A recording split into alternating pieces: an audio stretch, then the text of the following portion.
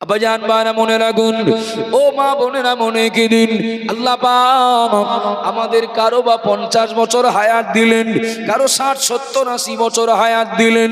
আল্লাহ পাক যাকে যে সময় বরাদ্দ করেছেন, যে হায়াত আল্লাহ বরাদ্দ করেছেন, ও বাবা জিরা মায়েরা মনে রাখুন, এটা আমরা সবাই জানি। সময় শেষ হলে যিনি পাঠিয়েছেন তার কাছে আমাদের ফিরে যেতে হবে। তবে মনে রাখার দরকার, এই 50 60 70 বছর সময় কাটিয়ে মালিকের কাছে কোন রাস্তা দিয়ে ফিরে যাব, আল্লাহ আমাদের রাস্তা বলে দিয়েছেন না দেননি? তোমার এই 70 বছর সময় দিলাম, আমার কাছেই বলে তোমার ফিরে আসতে হবে। ঘড়ির কাঁটা ঘুরছে মানে মালিকের দিকে পথে করছে। নামাজ পড়লেও বাড়ির দিকে পথে গোবে, ও মদ খেলেও বাড়ির দিকে পথে গোবে, রোজা রাখলেও বাড়ির দিকে পথে গোবে। বাড়ি বলতে কবর। রোজা রাখলেও বাড়ির দিকে পথে গোবে, রমজান মাসে দিনের বেলা খেলেও বাড়ির দিকে পথে গোবে। তবে একটা যাচ্ছে সোজা রাস্তায়, আর একটা বলে উল্টো রাস্তায় যাচ্ছে। কথা বলেন ঠিক না ভুল বাবা?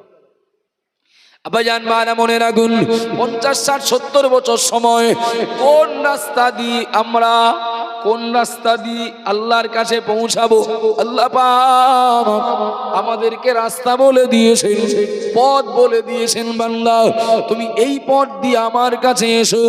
ও বাবা জিরা মায়েরা মনে রাখুন, এখন যে বা যারা আল্লাহর দেখানো পথে চলে আল্লাহর কাছে হাজিরা দেবেন, আল্লাহর কাছে যাওয়ার প্রথম প্রাথমিক মঞ্জিল হলো কবর। ইন্নাল কবরু আউয়ালু মানজিলিম মিন মানাজিলিল আখিরাহ। আল্লাহ নবী মুহাম্মদুর রাসূলুল্লাহ সাল্লাল্লাহু আলাইহি ওয়াসাল্লাম নবী আমার বললেন, কবর হলো দুনিয়ার শেষ, আখিরাতের প্রথম মঞ্জিল। ও বাবা জিরা মায়েরা, সরাসরি আল্লাহর সামনে হাজিরা দিতে পারি না, আল্লাহর কাছে যাওয়ার জন্যই প্রথম মঞ্জিল হলো কবর। এবার একটু বলবেন নাকি, যে মানুষটা আল্লাহর দেখানো পথে চলে কবরে গেলেন, আল্লাহর দেখানো পথে চলে আল্লাহটাকে সাড়া দিলেন, ও বাবা জিরা মায়েরা, এটা তো দিবালোকের মতো পরিষ্কার, তিনি যত্ন পাবেন। তার যত্ন করা হবে। তিনি সোজা রাস্তায় এসেছেন, উল্টো রাস্তা দিয়ে গেলেও যাওয়া যাবে, একই গন্তব্যে পৌঁছানো যাবে।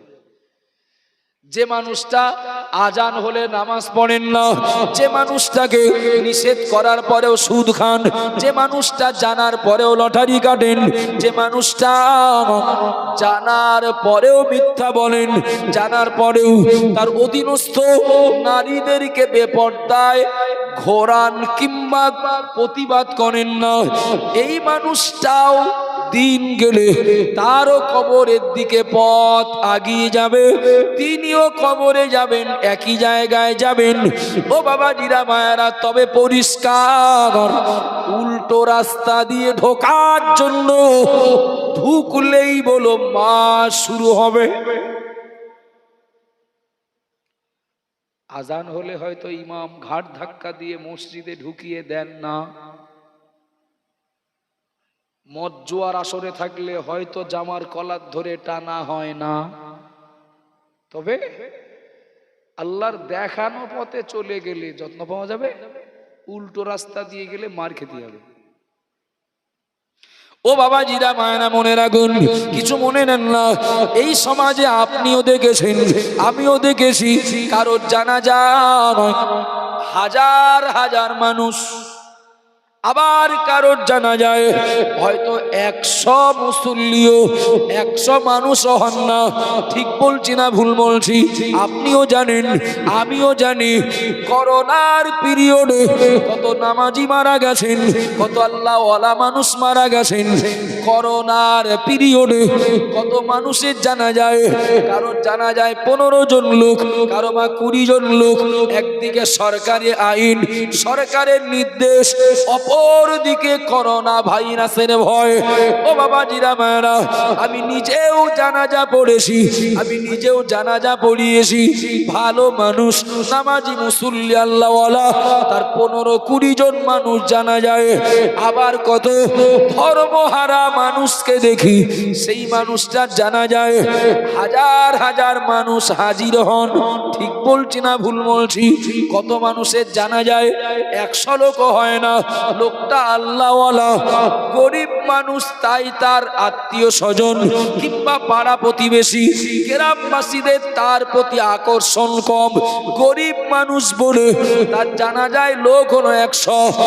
আর ধর্মহারা উল্টো পথে চলা লোকটা অনেক টাকার মালিক হওয়ার কারণে কিংবা কোন নেতা এ জাতীয় মানুষ হওয়ার কারণে তার সঙ্গী সাথীরা হাজার হাজার মানুষ তার মৃত্যুকে কেন্দ্র করে জানা যায় হাজির হন। কিনা কারোর জানা যায় 100 লোক, কারোর জানা যায় 1000। 100 লোক যার জানা যায় লোকটা নামাজি মুসল্লি, এক কথায়। আর ধর্মহারা লোকটার জানা যায় মেহমানদের গাড়ি রাখার জন্য মাঠ লাগে, অথচ যার জানাজা হবে শুক্রবারের দিনও নামাজ পড়ার সময় পেতেন না। কেন এত লোক, কেন এত রমরমা পরিবেশ? টাকা আছে অনেক, প্রভাব ছিল তাই। খুব গভীর ভাবে মন দেন। জানা যায় লোক হোক 100 কিংবা হোক 1000, এই 100 কিংবা 1000 লোক কবরে রাখা লোকটাকে কতটা উপকার করতে পারেন, কতটা উপকার করতে পারেন, বা জানা যায় এত মানুষের উপস্থিতি মুর্দার জন্য কতটা উপকারী। আব্বাজান মায়েরা মনে রাখুন, আমি বোঝানোর জন্য বলছি, একটু দয়া করে খেয়াল করুন। আপনার মনে পড়বে যখন পরীক্ষা হয়, মনে করেন মাধ্যমিক, উচ্চ মাধ্যমিক কি আলেম ফাজেল পরীক্ষা, যখন আপনার এই গুরুত্বপূর্ণ পরীক্ষাগুলো যখন হয়, পরীক্ষার্থী যারা তাদের সঙ্গে কাউকে না কাউকে যেতে দেখা যায়। যায় না? বাপের ছেলের সঙ্গে বাপ যাচ্ছে, মেয়ের সঙ্গে বাপ যাচ্ছে, ছেলের সঙ্গে মা যাচ্ছে, মেয়ের সঙ্গে মা যাচ্ছে, পরীক্ষার্থীর সঙ্গে ওর ভাই যাচ্ছে, বোন যাচ্ছে, ওর দোলা ভাই যাচ্ছে। যায় না? যায়। দেখেন স্কুল যেখানে সেন্টার পড়ে না, ওই পরীক্ষার ওই কদিন স্কুলের আশপাশ দোকানপাট, বাজারঘাট, বলফিল্ড খুব জমজমাট থাকে। আর এই বাইরে অপেক্ষা করা লোকগুলো সবাই কিন্তু এক ক্যাটাগরি নন। ওর ভিতরে কেউ আছেন চাষি, কেউ আছেন চাকরিজীবী, কেউ আছেন মূর্খ, আবার কেউ আছেন খুব উচ্চ স্তরের আধিকারিক। আচ্ছা, একটু ভেবে উত্তর দেবেন।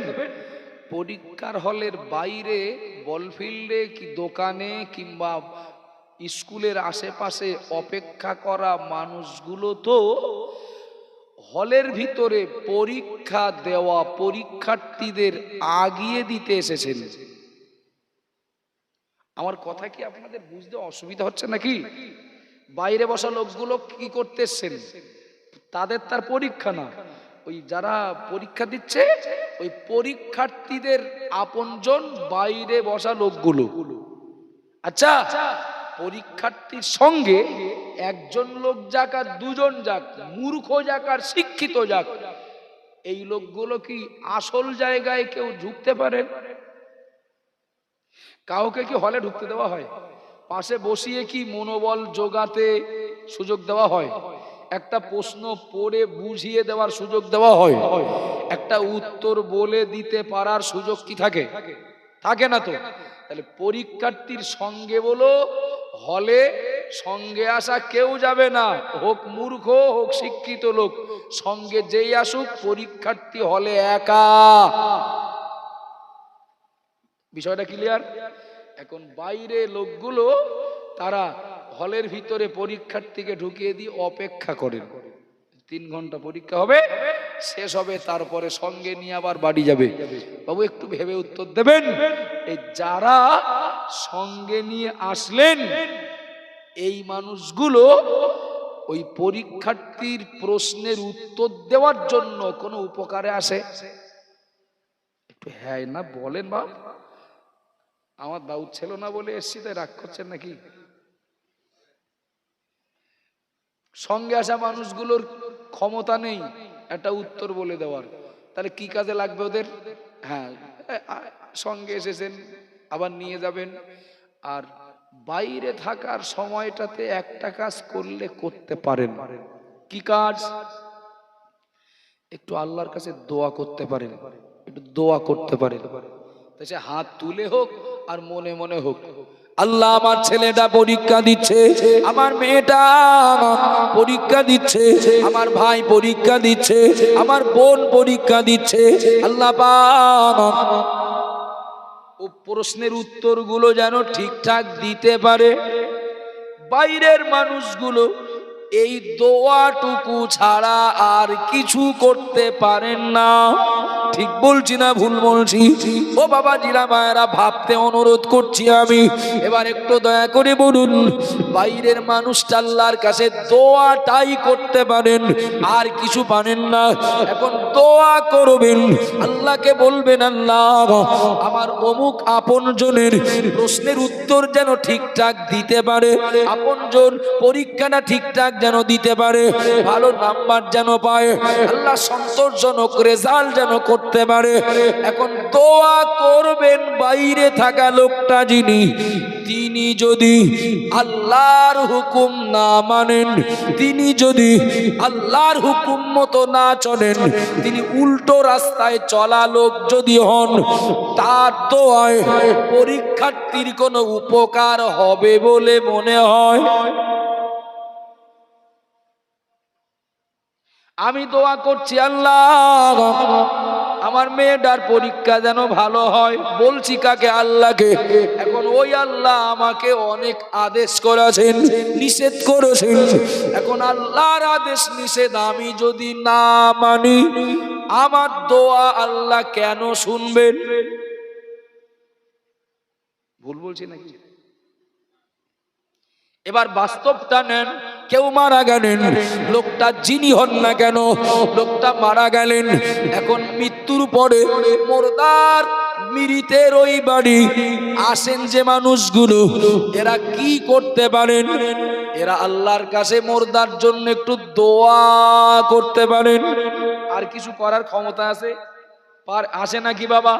খাটিয়াই করে লাশ নিয়ে কবরস্থানে চলে গেলেন, কবরে লাশ নামিয়ে দিক, 100 হোক কিংবা 1000 মানুষ হোক, যারা দাঁড়িয়ে, যারা জানাজায় শরীক হয়েছেন, মুর্দাকে দাফন করার জন্য বাসবাগানে প্রবেশ করেছেন। ও বাবা জিরা মায়েরা, মনে রাখুন, কেউ কিন্তু মুর্দার সঙ্গে যাবেন না। 100 লোক আসলেও তিনি একা, 1000 লোক আসলেও তিনি একা, 100 কিংবা 1000 এই মানুষগুলো খুব বেশি হলে একটু আল্লাহর কাছে মুর্দার জন্য দোয়া করতে পারবেন।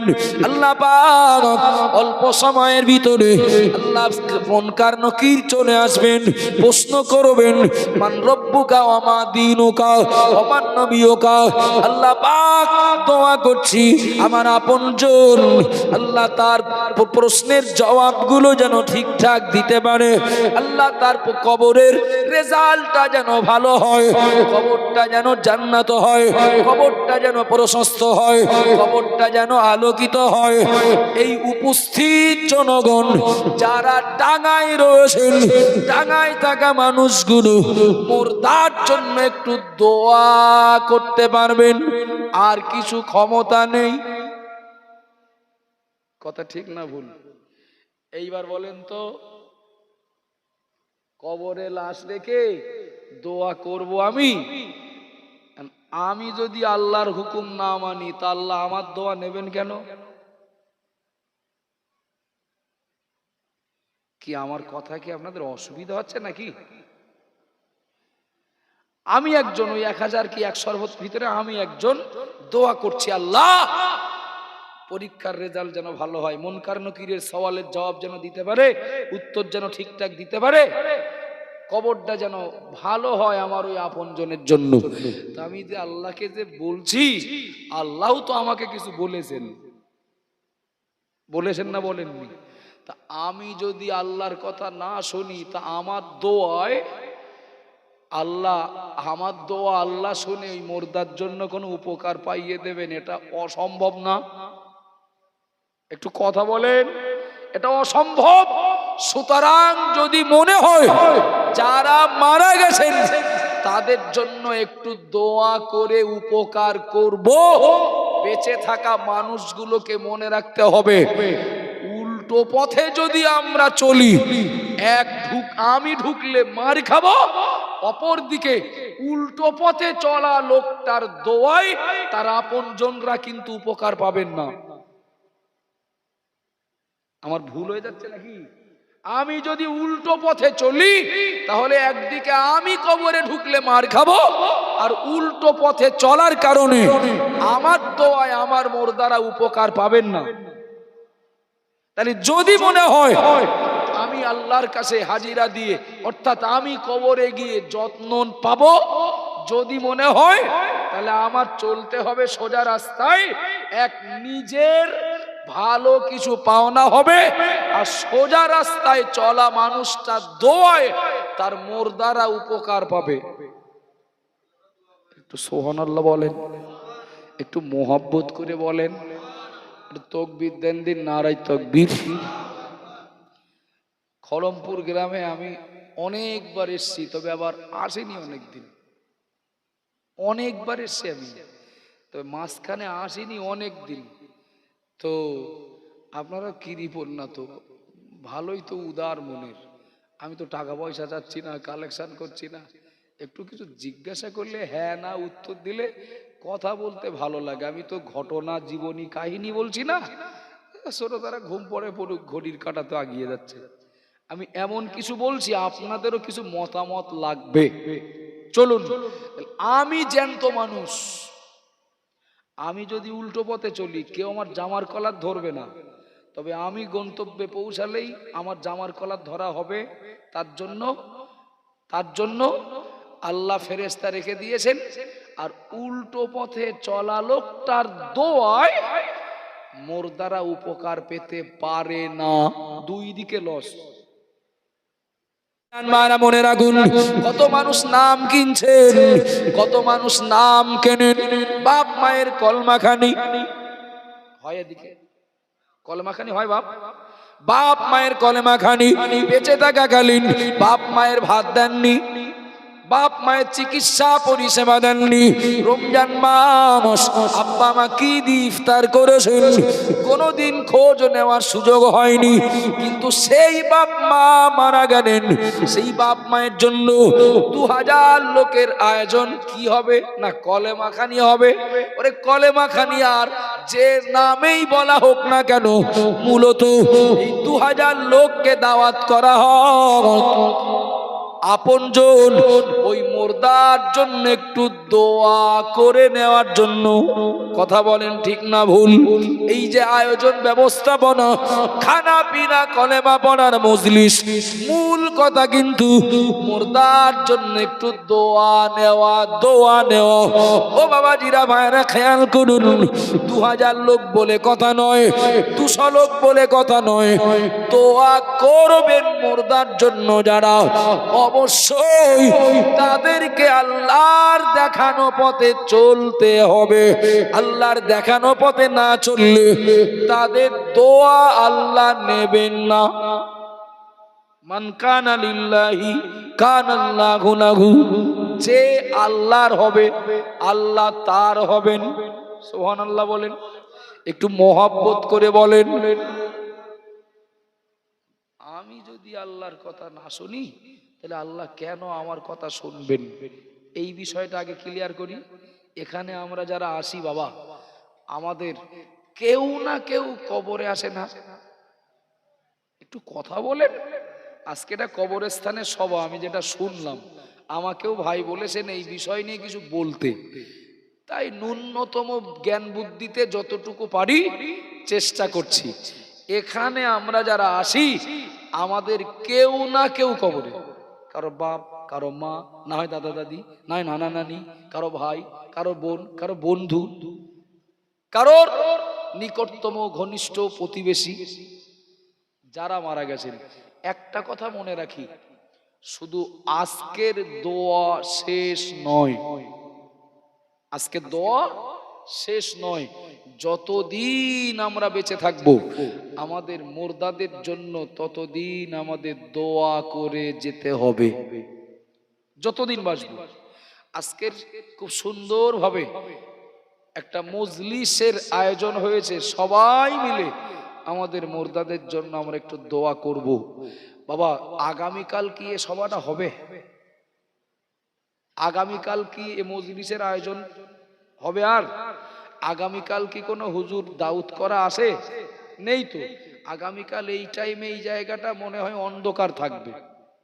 তো আজকের একটা মজলিস পেয়েছি, তাই সবাই মিলে হাত তুলে কারণ না কারোর দোয়া আল্লাহ চাইলে কবুল হবে, সবাই মিলে দোয়া করে মুর্দাদেরকে আজকের কিছু দিয়ে বাড়ি যাব। কিন্তু কালকের এ মজলিস তো হবে না, কালকেও তো আমাদের মুর্দাদের দোয়া লাগবে, পরশুদিনও আমাদের মুর্দাদের দোয়া লাগবে। এই ব্যাপারটা এরকম না একবার জিতলাম 5 বছর চলল। তাহলে আমি নিজে যদি হই আল্লাহর দেখানো পথের পথিক, দৈনন্দিন বিনা প্যান্ডেলে, বিনা তাবাররুকে, বিনা হুজুরে আমার মুর্দারা আমার কাছ থেকে দৈনিক 5 বার করে নির্ভেজাল দোয়া পাবে। সুবহানাল্লাহ বলেন, একটু মহব্বত করে বলেন। আমি নিজে যদি হই নামাজি, তাহলে আমার কাছ থেকে আমার মুর্দারা দিন 5 বার করে দোয়া পাবে, এবং এটা নির্ভেজাল দোয়া। আমার বাপ মায়ের জন্য মাতিন সাহেব হুজুর দোয়া করে যাবেন, ও দোয়া কবুল হতেও পারে, নাও হতে পারে। আমার বাপ মায়ের জন্য আমি দোয়া করব, এ দোয়া কবুল হওয়ার গ্যারান্টি। কথা বলেন না? মাতিন সাহেব হুজুরের আব্বা মায়ের জন্য আমি দোয়া করব, এ কবুল হতেও পারে, নাও হতে পারে। কিন্তু সন্তান হয়ে যদি বাপ মায়ের জন্য দোয়া করেন, তো সে দোয়া কবুল হওয়ার গ্যারান্টি। একটু সুবহানাল্লাহ বলেন, একটু খুশি হয়ে বলেন না বাবা। আব্বাজান মায়েরা মনে রাখুন, সুতরাং আমি প্রথমে আপনাদের দৃষ্টি আকর্ষণ করছি, আমরা যারা এসেছি মজলিসে বসেছি, আমরা সবাই হলের বাইরের লোক, মূল পরীক্ষার্থী কিন্তু হলের ভিতরে। একটু কথা বলেন ঠিক না ভুল? যদি মনে হয় একটু দোয়া করে আমাদের আপনজনকে একটু উপকার করব, দোয়াটা করব যার কাছে, তার সঙ্গে আমাদের সম্পর্ক আগে তৈরি করার দরকার। মালিকের সঙ্গে যদি আমার সম্পর্ক ভালো না থাকে, তাহলে তিনি আমার দোয়া তো নেবেন না, তিনি আমার সুপারিশ নেবেন না। ও বাবা জিরা মায়েরা, উল্টো পথে চলা মানুষটা নিজেও বিপদে, আর তার দ্বারা তার মুর্দারাও বঞ্চিত। চলার পর যদি উল্টো হয়, ওইভাবে কবরে গেলাম, আর একটু গভীরে যান, আর একটু গভীরে যান। ও বাবাজিরা মায়েরা মনে রাখুন, এখন ধরে নেন না কেন দোয়া করা মানুষগুলো ভালো, একটু উল্টে নিচ্ছি বিষয়টা। দোয়া করা মানুষগুলো ভালো। ছোট্ট একটা কথা মনে করুন, সন্তানের জন্য যদি আব্বা মা দোয়া করেন, এ দোয়া কবুল হওয়ার গ্যারান্টি আছে না নেই? আছে তো? এখন ছেলে মেয়ে পরীক্ষা দিচ্ছে, বাপ মা দোয়া করছেন, বাপ মা আল্লাহ ওয়ালা, আল্লাহ ওয়ালি। আল্লাহ আমার বাচ্চাটার যেন সব প্রশ্নের উত্তর সহজে দিতে পারে, 100-র মধ্যে 100 নাম্বার পায়, ভেবে উত্তর দেন। সন্তানের জন্য বাপ মায়ের দোয়া শিওর কবুল হবে, গ্যারান্টি। আর সেই বাপ মা দোয়া করছেন, আল্লাহ আমার সন্তান যেন 100-র ভিতরে 100 নাম্বার পায়, তাহলে 100-র ভিতরে 100 নাম্বার পাবে, এটাও গ্যারান্টি তো? হ্যাঁ না বলেন? এটা গ্যারান্টি কি? বাপ মা যদি দোয়া করেন আমার সন্তান যেন 100-র ভিতরে 100 নাম্বার পায়, এ দোয়া করলে দোয়া কবুলের গ্যারান্টি, যখন 100 নাম্বার শিওর পাবে, গ্যারান্টি তো? না না, দোয়া কবুল গ্যারান্টি, কিন্তু এখানে 100 নাম্বার পাবে বাবা। এ দোয়া ওখানে পৌঁছানোর আগে একটা গল্প আছে, কিন্তু আছে কি সেটা? দোয়াকারী যত আল্লাহওয়ালাই হন, যার জন্য দোয়া করা হচ্ছে সে যদি সারা বছর বই না পড়ে, একটু কথা বলেন, যার জন্য দোয়া করা হবে সে যদি সারা বছর বই না পড়ে, তা ও কাকে কাকে দিয়ে দোয়া করিয়ে পাস করিয়ে দেওয়া যাবে? সারা বছর বই না পড়া ওই পরীক্ষার্থীর জন্য শুধু দোয়ায় পাস করিয়ে দেওয়া যাবে? একটু কথা বলেন বাবা। কবরটা পরীক্ষার হল, কবরটা পরীক্ষার হল। ও পরীক্ষার হলে ঢুকতে গেলে একটু পড়ে ঢুকতে হয়, একটু পড়ে ঢুকতে হয়, একটু প্রস্তুতি নিয়ে ঢুকতে হয়। প্রস্তুতি পরীক্ষার্থীর থাকবে, সঙ্গে আল্লাহ ওয়ালারা দোয়া করবেন। আল্লাহ চাইলে প্রস্তুতি আর দোয়া একত্রিত হয়ে একটা ভালো ফল মিলবে। আব্বাজান মায়েরা মনে রাখুন, আগে বলেছি জ্যান্ত মানুষেরা যদি খারাপ হই আমরা, মুর্দাদের জন্য দোয়া কাজে আসবে না। এবার আগিয়ে চলুন, আমরা জ্যান্তরা ভালো, কিন্তু যাদেরকে কবর দেওয়া হয়েছে ওরা ভালো না। কি আমরা আগামীতে যারা মরবো আমরা ভালো না হয়ে মরবো। এখন কবরবাসী যদি ভালো না হয়, জ্যান্ত মানুষগুলো যতই ভালো হয়ে দোয়া করেন, যার জন্য দোয়া করবেন তিনি যদি নামাজ নামিও বইটা না পড়ে কবরে ঢোকেন, রোজা নামিও বইটা না পড়ে যদি কবর নামিও পরীক্ষার হলে ঢোকেন, হজ যাকাত নামিও এই সাবজেক্ট গুলো না পড়ে যদি হলে পরীক্ষা দিতে ঢোকেন, কোনো প্রস্তুতি না নিয়ে যদি কেউ হলে পরীক্ষা দিতে ঢোকেন, বিশ্বাস করুন প্রত্যেক বছর একবার করে তার জন্য যদি 2-1000 মানুষ নিয়ে দোয়া করার ব্যবস্থা হয়, যে জীবনে বই পড়েনি তাকে দোয়া করিয়ে পাস করিয়ে দেওয়া যায় না, এটা অসম্ভব। আগিয়ে চলুন, দোয়া করতে গেলেও ভালো হতে হবে, উল্টো পথে চললে হবে না। দোয়া কবরে যে নিতে গেলেও উল্টো পথে চলে গেলে হবে না, সোজা পথে চলে কবরে যেতে হবে, তবে দোয়া পাওয়া যাবে। সোজা পথে থাকলে দোয়া করে উপকার পাইয়ে দেওয়াও যাবে। কথা বলেন ঠিক বলছি না ভুল বলছি? ও বাবা জিনা মায়েরা মনে রাখুন, আমি কাউকে কষ্ট দেওয়ার জন্য বলছি না, কাউকে আঘাত করার জন্য বলছি না, বোঝার জন্য অনুরোধ করছি। প্রিয় নবী মুহাম্মদ রাসূলুল্লাহ সাল্লাল্লাহু আলাইহি ওয়াসাল্লাম, আল্লাহ নবী বললেন, ইয়ান্তাদিরু দাওয়াতান তালহাকুহু বিআবিন আও উম্মিন আও আখিন আও ওয়ালাদিন আও কামা কানা আলাইহিস সালাম। আল্লাহ নবী বললেন, আমার উম্মতিরা মনে রাখো, যাদেরকে কবর দেওয়া হয় ওই কবরবাসীরা তাদের আব্বা মায়ের মুখ পানে, তাদের সন্তানের মুখ পানে, ভাইয়ের মুখ পানে, বন্ধুর মুখ পানে, এক কথায় ওই মুর্দার আপনজনদের মুখ পানে ওরা তাকিয়ে থাকে। কেন? একটু দোয়া করো, একটু দোয়া করো বাবা। খড়মপুর গ্রামের মানুষ, আপনারা ধার্মিক, আপনারা ধর্মপরায়ণ, তবে যারা এ বৈশিষ্ট্যের বাইরে তাদেরকে একটু ভাবার জন্য অনুরোধ করছি। আপনারও কিন্তু কেউ না কেউ কবরে আসেন। কথা বলেন বাপ, আপনারও কিন্তু কেউ না কেউ কবরে আসেন। আপনি যদি আল্লাহর দেখানো রাস্তার উল্টো পথে চলেন, লস কিন্তু দুই দিকে। মুর্দারা বদদোয়া করবে আর নিজেও তো বিপদের দিকে আগিয়ে যাচ্ছেন।